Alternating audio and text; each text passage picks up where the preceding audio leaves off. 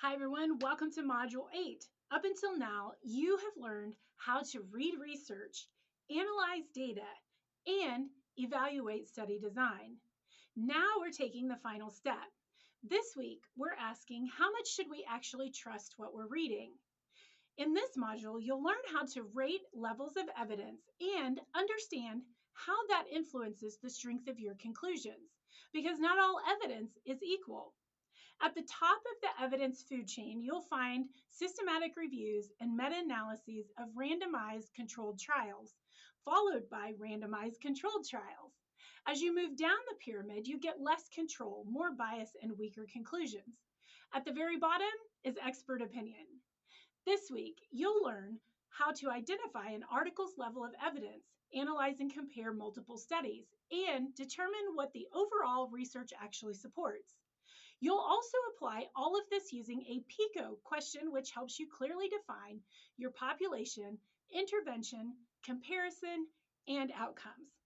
And from there, you're not just going to be summarizing studies, you're going to be answering a real research question.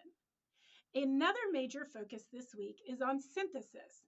This means combining results, identifying patterns, and drawing conclusions, not listing studies, summarizing one at a time, but actually asking, what does the collective evidence say?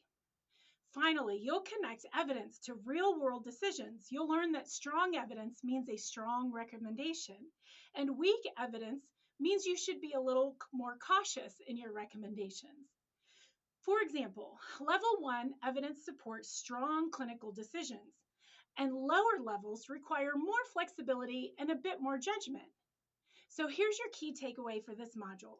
Research isn't just about finding answers, it's about determining how confident you should be in those answers. And remember, just because something is published does not mean that it is strong evidence.